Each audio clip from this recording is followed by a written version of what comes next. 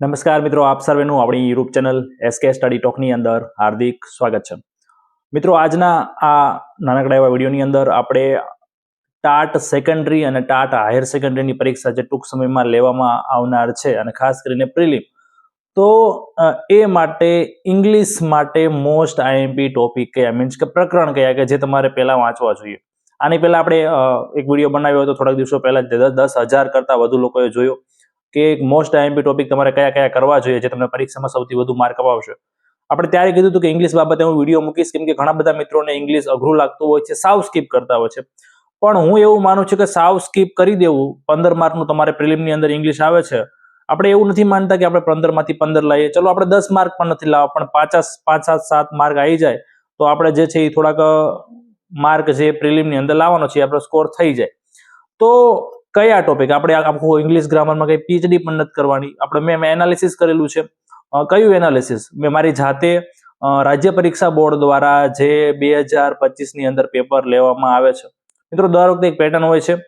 2023માં મેં જ્યારે પેપર આપ્યું હતું ત્યારે પણ, કે સીઆરસી ની અંદર, બીઆરસી ની અંદર, કે રાજ્ય પરીક્ષા બોર્ડ દ્વારા તે વર્ષે જે પેપર લેવામાં આવે, જે ટોપિકમાંથી પ્રશ્ન નીકળે, વારંવાર એવું બનતું હોય છે કે એ જ ટોપિકમાંથી પ્રશ્ન જે છે એ નીકળતો હોય છે, એટલે આઈએમપી બનતું હોય છે અથવા એના જેવા પ્રશ્નો નીકળતા હોય છે. તો અહીંયા મેં ટેટ, તાજેતરમાં આપણે ટેટ 1 2025 લેવાની, સીઆરસી ની 2025માં પેપર લેવાનું, એચટાટનું 2025માં પેપર લેવાનું, સ્પેશિયલ ટેટ 1 નું 2025માં પેપર લેવાનું, સ્પેશિયલ ટેટ 2 નું 2025માં પેપર લેવાનું. તો આટલા બધા પેપર જે છે એ 2025માં લેવામાં આવે અને દરેકની અંદર થોડું ઘણું વધતા ઓછા માર્કનું ઇંગ્લિશ ગ્રામર પૂછાય છે. તો એ બધાના એનાલિસિસને આધારે ટેલી કરીને મેં જોયું કે અમુક ચેપ્ટર જે છે એ વારંવાર રિપીટ થાય છે. તો એના આધારે હું અહીં તમને અમુક ચેપ્ટરના નામ કહીશ, ખાસ તમે વાંચો છો. અને છેલ્લે એ પણ કહી દઈશ કે તમારે જો તૈયારી કરવી હોય ઇંગ્લિશ ગ્રામરની, તમે ક્યાંથી તૈયારી કરી શકો છો, કઈ બુક લઈ શકો છો, અથવા ફ્રીમાં કરવું હોય તો ક્યાંથી કરી શકો છો. આ સંપૂર્ણ માહિતી આજના વિડીયોની અંદર હું આપવાનો છું, તો ખાસ અંત સુધી વિડીયો જે છે એ જોતા રહેજો. તો મિત્રો, પેલો જે મોસ્ટ આઈએમપી ટોપિક છે અને રોકડા માર્ક અપાવો, એક બહુ ઇઝી ટોપિક હોય છે, પાર્ટ્સ ઓફ સ્પીચ. તમે યુટ્યુબમાં પણ ઘણા બધા વિડીયો હોય છે. પાર્ટ્સ ઓફ સ્પીચની અંદર શું હોય છે, તમને એક સેન્ટેન્સ આપેલું હોય છે, કોઈ પણ એક વર્ડની નીચે અંડરલાઈન કરેલી હોય છે. તો એ આ શું દર્શાવે છે? નાઉન દર્શાવે છે કે પ્રોનાઉન દર્શાવે છે, એડવર્બ દર્શાવે છે, એડજેક્ટિવ એટલે કે વિશેષણ દર્શાવે છે. તો આવો પ્રશ્ન વારંવાર જે છે સીઆરસી ની બધી પરીક્ષાઓને વારંવાર પૂછાણો છે. તો પાર્ટ્સ ઓફ સ્પીચ કરી નાખજો, 1 માર્ક આવી જશે. બીજું આઈએમપી છે ટેન્સ. ઘણા કે સાહેબ ટેન્સ તો બહુ મોટું, અંદર કેટલા બધા ટેન્સ આવે, બધું કરવા જઈએ તો બહુ વાર લાગી જાય. પણ મિત્રો, મેં પેપર જોયા છે, બહુ ઇઝી. મેં તો જોયું કે સાદો વર્તમાન કાળનો પ્રશ્ન હોય છે, સાદો ભૂતકાળનો પ્રશ્ન હોય છે, બહુ ઇઝી ટેન્સ, જે સામાન્ય બાળકોને આપણે જે કહેવાય ને 9મા 10મા વાળા જે ટેન્સ લેવલના પ્રશ્નો હોય છે, એવા ઇઝી લેવલના પ્રશ્નો. એટલે તમે ખાલી બેઝિક એની જે વાક્ય રચના છે, જે આપણે ટેન્સ જેટલા પણ આવે છે બધા ટેન્સની વાક્ય રચના કરી નાખો. અમુક સામાન્ય નિયમ પાકા કરી નાખો. સામાન્ય નિયમ એટલે ઘણાની નથી ખબર હોતી. ઉદાહરણ તરીકે મોડેલ ઓક્ઝિલરીઝ છે, કેન, કુડ, મે, માઇટ. તો કેન સાથે ક્રિયાપદનું મૂળ રૂપ આવે, તો તમને વાક્યમાં કેન દેખાય તો ઓપ્શનમાં મૂળ રૂપ ટીક કરી દો. તો આવી રીતે મિત્રો નાની બાબતો યાદ, આખું તમારે બધું કરવાનું પણ નથી, પણ આવી ટ્રીકો પણ ઘણી બધી આવતી હોય છે.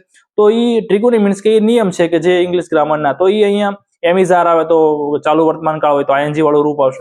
તો આ સાદું ખાલી શીખેલા હોય તો પણ તમારે, કેમ કે એટલા બધા લેવલ વાળા પ્રશ્નો નથી મિત્રો આવતા. આપણે અન્ય જે પરીક્ષાઓ છે, જીપીએસસી જેવા ઇંગ્લિશના પેપર કાઢે છે, બેંક લેવલે જે લેવલનું ઇંગ્લિશ ગ્રામર પૂછે છે, એની કરતા અડધું છેલ્લું આપણે જે છે એ મિત્રો આવે છે. એટલે આ વસ્તુ કરી શકો છો. પહેલું છે પાર્ટ્સ ઓફ સ્પીચ, બીજું છે ટેન્સ, ત્રીજું છે પ્રિપોઝિશન. બહુ ઇઝી. પ્રિપોઝિશનના ખાલી તમારે જે પ્રિપોઝિશન આવતા હોય છે, ઓન, ઇન, અંડર, અને એકદમ સાદા સ્કૂલ લેવલના જે પ્રિપોઝિશન હોય છે, આપણે બહુ ડીપમાં નથી જવાનું, એ પ્રિપોઝિશન કરી નાખવા. એના પછી ડિગ્રી ચેપ્ટર બહુ આઈએમપી છે, ટૂંકું ચેપ્ટર છે અને તમને માર્ક અપાવશે.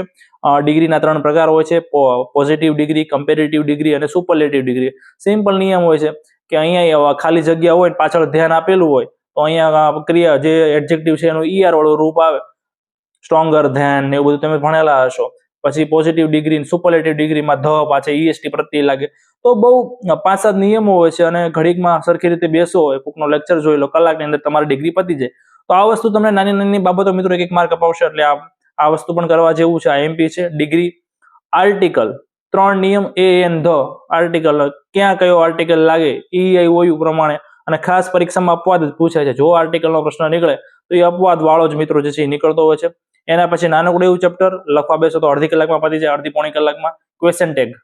તમને પ્રશ્ન આપ્યો નાનકડે એવું ઇઝન્ટ ઇટ ને એવું બોલે ને આપણે પાછળથી, તો એ ક્વેશ્ચન ટેગનો પ્રશ્ન જે છે એ નીકળતા હોય છે. એના પછી છે એક્ટિવ પેસિવ, પછી છે ડાયરેક્ટ ઇનડાયરેક્ટ, એના પછી છે ડિક્શનરી ઓર્ડર મુજબ ગોઠવો.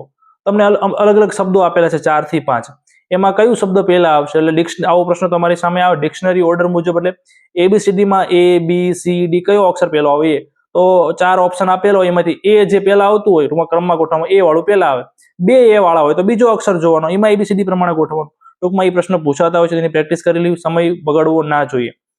અને આટલી બાબતો, આ સિવાય પણ ઘણા બધા ટોપિક હશે, ઘણા કહેશે આ સિવાયના ટોપિક નહીં કરવાના. મિત્રો આ મારું એનાલિસિસ છે, તમે સાવ નથી કર્યું તો આ આટલું કરી નખાય. હું એમ નથી કહેતો બીજું ના કરાય. સમય, જો તમે શરૂઆત કરો છો તો પહેલા આ કરજો, પછી બીજું બધું કરજો. સમય વધે છે તો બધું કરી જ નખાય, પણ પહેલા મેં જે વાત કરી parts of speech, tense, preposition, degree, article, question tag, active passive, direct indirect અને જે ડિક્શનરી ઓર્ડર મુજબ ગોઠવો, તો આટલી વસ્તુ મિત્રો જે છે એ પહેલા કરજો. મિત્રો આ સિવાય વારંવાર singular, plural, synonyms, antonyms, correct spelling સાચો કયો છે એ, અને ફકરામાંથી જવાબ, તમને ફકરો આપેલો એમાંથી પ્રશ્નો.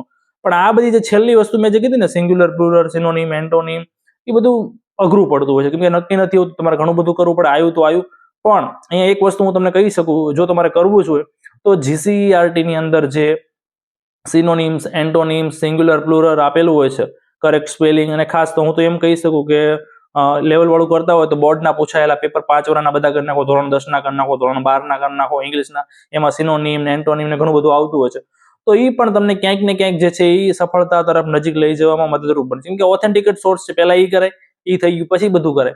તો આ રીતે ચોપડીમાં તમારે જો એ કરવું જોઈએ તો કરી શકો છો. સાહેબ કે ઓલા ફકરા વાળું ક્યાંથી કરવું, જો હું તો એમ જ કહું છું સ્કીપ જ કરજો, પણ જો તમારે વાંચવું હોય તો તમે CTET ના જે પ્રશ્નો એ રીતના પૂછાતા હોય, ફકરો આપેલો હોય, ફકરામાંથી જવાબ, તો ત્યાંથી તમે પ્રેક્ટિસ કરી શકો છો. તો આ વસ્તુ છે. હવે છેલ્લો પ્રશ્ન તમને એ થશે કે સાહેબ આટલું બધું તમે કીધું, હવે આ કરવું ક્યાંથી? તો પહેલી વસ્તુ મિત્રો, મેં અહીંયા ઘણા બધા જે છે ઇંગ્લિશ ગ્રામરના પ્રકરણ કીધા. યુટ્યુબ ઉપર એટલું બધી વસ્તુ મસ્ત ફ્રીમાં આપેલી છે. કોઈ પણ સાહેબ યુટ્યુબમાં બધા સાહેબ ફ્રીમાં સારું જ ભણાવતા હોય છે. તમને જે સાહેબ પાસે મજા આવે એની પાસે તમે એક યુટ્યુબનો રેફરન્સ લઈ શકો છો. સિમ્પલ, ધારો કે પાર્ટ્સ ઓફ સ્પીચ છે, યુટ્યુબમાં સર્ચ કરો પાર્ટ્સ ઓફ સ્પીચ, પહેલો જે વિડીયો સૌથી વધુ વ્યૂ હોય, ભલે કેન્દ્રનો વિડીયો હોય, આપણે તો ઇંગ્લિશ શીખવું છે, આપણે ગુજરાતીમાં નહીં બોલતા હોય સાહેબ, હિન્દીમાં બોલતા હોય તો પણ ચાલશે, તો પાર્ટ્સ ઓફ સ્પીચનો વિડીયો જોઈ લો. નાઉન કોને કહેવાય, નાઉન ક્યાં આવતું હોય, પ્રોનાઉન કોને કહેવાય, એડજેક્ટિવ કોને કહેવાય, એડવર્બ કોને કહેવાય, તો આ રીતે દરેક ટોપિક તમે સર્ચ કરીને જોઈ શકો છો.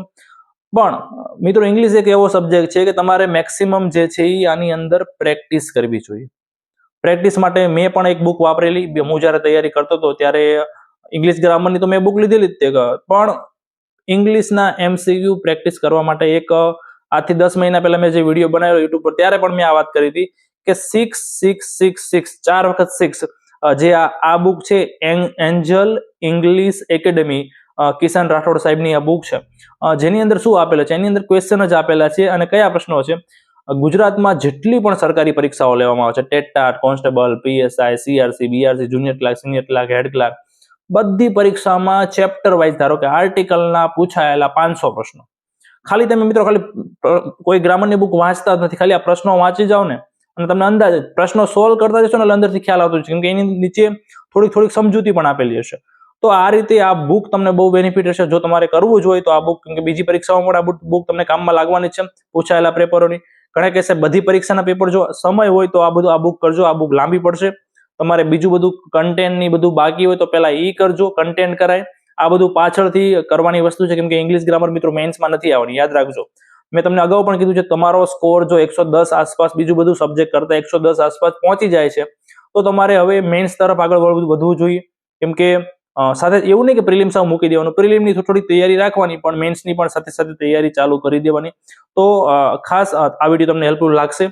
મેં જે વાત કરી એ ટોપિક મુજબ તમે તૈયારી કરજો.